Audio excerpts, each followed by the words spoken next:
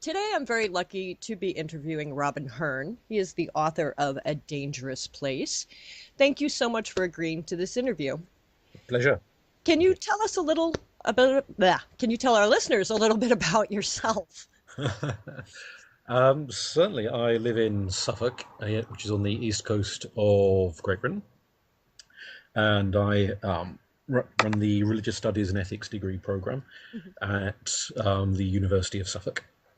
I've written several books and contributed to chapters to other people's collections and anthologies.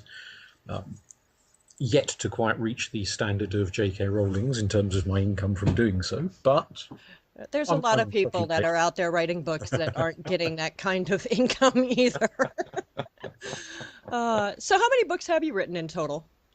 I have three of my own, and as I say, chapters in about four or five other people's books. Now, did you always see yourself as being a writer? It's something I've dreamed of becoming for years, but there's a huge gap between dreaming about it and actually finishing a manuscript and Hmm. then sending it off. So it did take quite a few years before I got to that stage. Now, do you do this full time or part time? Part time, I'm assuming. Yes, yes, the writing is part time. I work at a university to pay the bills. That's Mm, my full time job. yeah, you got to pay the bills, you know. You can't, as much as I would love to do dream jobs, I can't afford to do it either. So, talking about the book A Dangerous Place, can you give us some insight into the main character and the storyline? Certainly, it's an anthology, a collection of murder mysteries, all set in exactly the same place, but spread out over a period of a couple of thousand years. So each story leapfrogs through a couple of centuries and picks up on the idea that the spirit of place has a distinct presence and an influence on the people who live there. So, whilst some places are absolutely wonderful to live in and they have a very benevolent Gaining Sloga, others have a malevolent one. And Mhm. obviously, because this is a series of murder mysteries, this place is a particularly unpleasant one to live. And so it both draws in people who are unpleasant, but also repels people who are nice, so that the only ones who stay put for any length of time are people who are just as vile tempered and malicious as the spirit that dwells there. Hmm. And it Now, sort of charts their crimes and their misdemeanors and how people strive to set right what they're doing wrong. And each story has a sort of a religious theme to it, centering around pagan beliefs, Christian beliefs, Jewish beliefs. So that is awesome. I have to read this book. This is on my list of books to read too. So, now this may sound like a funny question, but why do you write? because I love storytelling. It's something I do as an oral tradition as well as writing. I'm a member of a storytelling circle and often go and tell stories at various fairs and fetes and conventions and what have you. It's just the love of regaling tales to an audience and engaging the audience in stories, which when you're oral storytelling is quite different from typing up a story, because obviously you've got the audience there, you can see them, you can gauge their reactions, and you can adapt the story to their, what makes them laugh, what makes them shiver, what makes them react, where you, obviously if in a written format you don't get that level of interaction. So That is it's true. So you don't know until you start hearing reviews on whether or not anybody liked your book. Now, do you get writer's block? so far, touchwood, I never have had writer's block. So I'm not going to tempt fate and say never ever, but so far I've been lucky. Now, do you set a special time or a place to write your stories? I have tried, but my working schedule is a little bit all over the place. So finding a day that I can regularly sit down every single week to write in, or a period of time during the day, is nigh on impossible. So it tends to be as and when I've got a spare moment that I can sit and hit the typewriter, or the laptop rather these days. Yes, and I was going to ask you that. Do you write longhand, typewriter, or computer? For me, it's laptop. I honestly don't understand how people must have coped back in the days of Agatha Christie when everything was typewritten, because editing a manuscript on a laptop is a matter of seconds. Yeah, Whereas when they were typewriting, if they suddenly remembered, oh, I forgot to say such and such in chapter 5, then they would have to retype the whole thing, which must have been unbelievably infuriating. right. And longhand too. Got to Oh, figure when they yes, were doing absolutely. it, by longhand, holy crap. It's like, oh man, I missed a whole chapter. Shoot. Yeah. So When you do your research and stuff, how much do you do for writing a story? For me, quite a bit, because the works of fiction I've produced so far have been very historical. Hmm.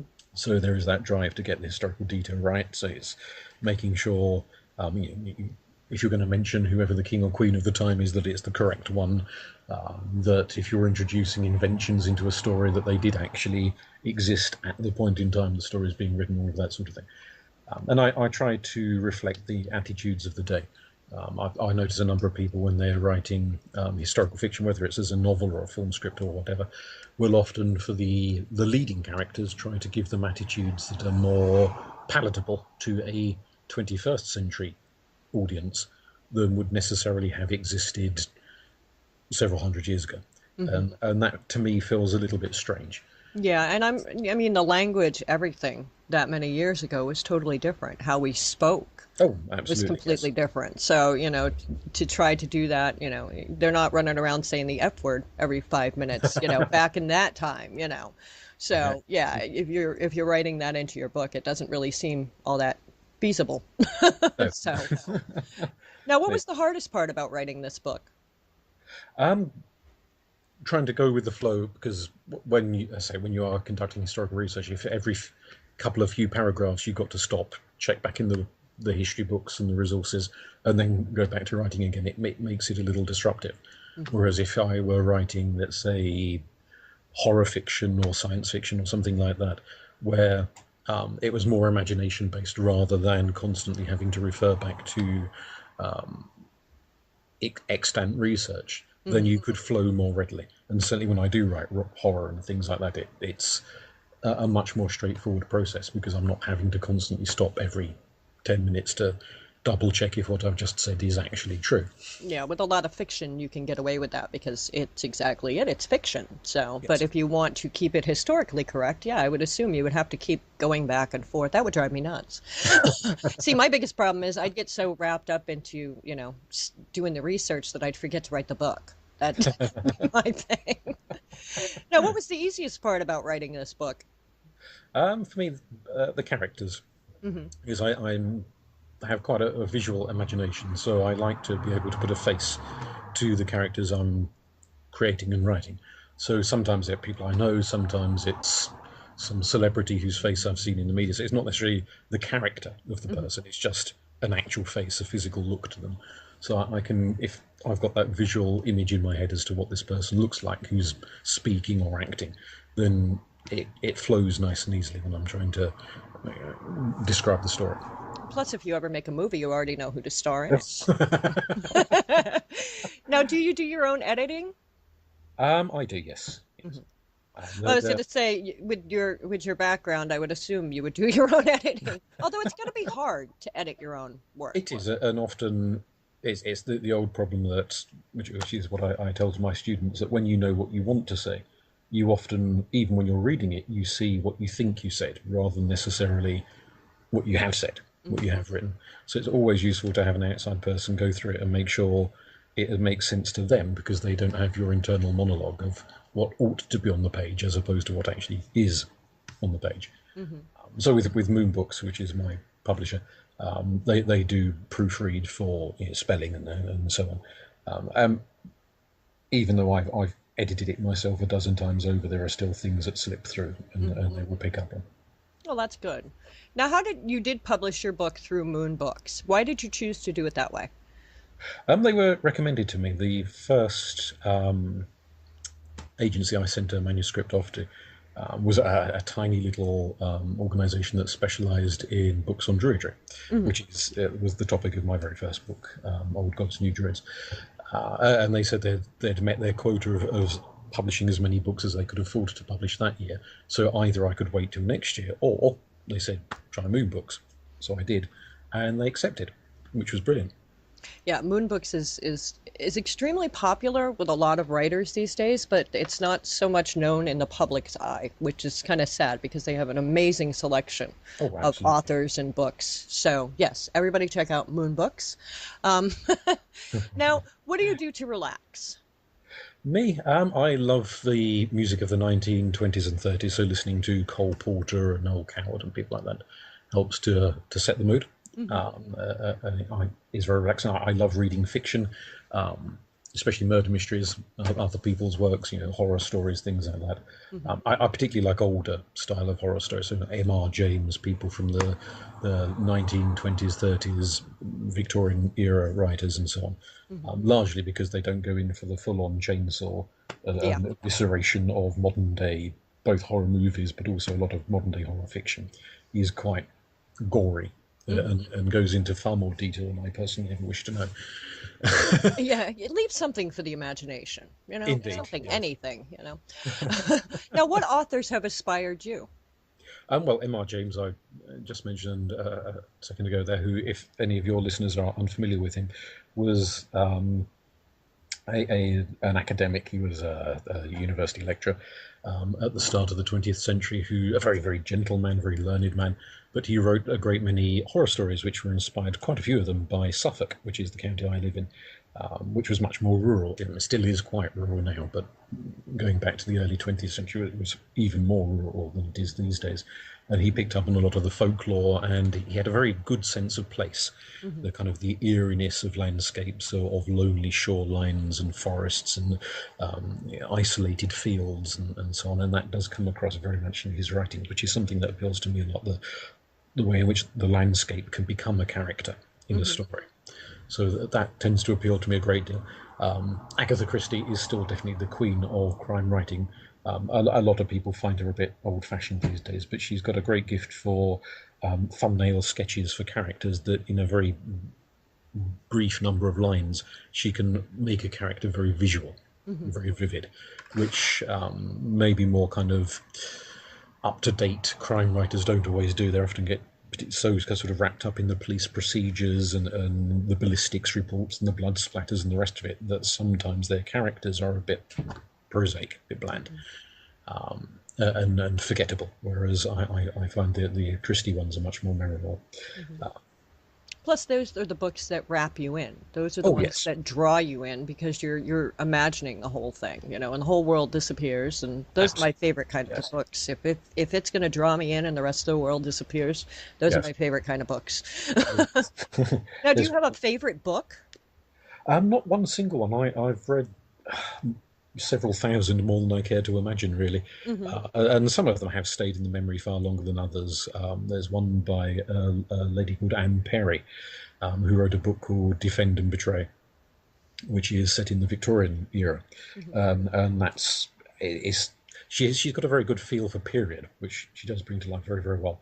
The revelation of who done it, I'm not going to spoil it for any potential readers, but the revelation isn't that much of a shock horror gasp, I have to admit, but the way she creates the characters and the moral issues she explores in the resolution of the crime are very, very interesting. One of the degree courses I teach is ethics, so I do like stories in which the characters have moral dilemmas and are trying to do the right thing, as opposed to the kind of whole Gordon Gecko thing where it's just people who are ruthless and selfish doing what they want for fun and not giving a damn about anybody. So characters who have moral depth appeal to me. Yeah, and even today's, horror stories, the true life ones, to be exact, I'm sure that there are quite a few of those people who had moral dilemmas. It Oh wasn't yes, just, I mean, I understand if you're on drugs and you have no clue, but I'm sure there are quite a few of them out there that would actually make a good story, but we'll never hear them. So, now for your own reading, which do you prefer? Do you like an actual book or is it digital?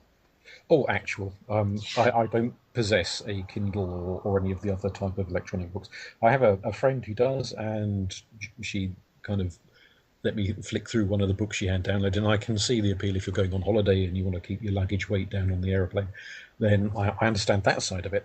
But I like the actual texture, the smell, the kind of visual appeal of looking at the cover and wandering through libraries and second-hand bookshops. And I just can't see how any sort of electronic text will ever fully replace that. Nah, I like the actual flipping of the pages. I, Yes. I, I love going in. We have a bookstore in Salem, Massachusetts. It's a very Ah, old bookstore, and they carry a lot of stuff that you can't find these days. And just the smell. when you walk Yes. in there. It's the smell of the books and the paper, and just I'm like, oh, I've died and gone to heaven. Just leave me here. I can stay here all day. I'm good, you know. Now, are you working on anything specific right now? I'm finishing off a manuscript for a book on Egyptian paganism, Ooh. which I've done the history section. I'm now writing the mythology section, Hmm. which should be out on the shelves next year. I'm also working on a full-length murder mystery novel, which is set in my hometown, Ipswich, but back in the 18th century, and it's looking at some of the folklore, the magical beliefs, the sort of ideas are around esotericism and the occult back at that period of time. So it wraps a lot of that up into the crime and the investigation. And back in Ipswich, they had more with witchcraft trials than we ever did in the States. So, yeah, Yes, indeed. they did a much bigger thing over there. Everybody's like, "Oh, the Salem witch trials." I'm like, "Oh no, you don't even understand." I'm like, Europe, they killed thousands, hundreds of thousands of Yes. people for that. So, yeah.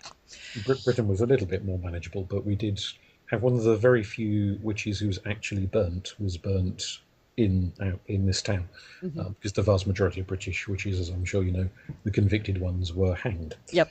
It was only on the continent that they set light to people.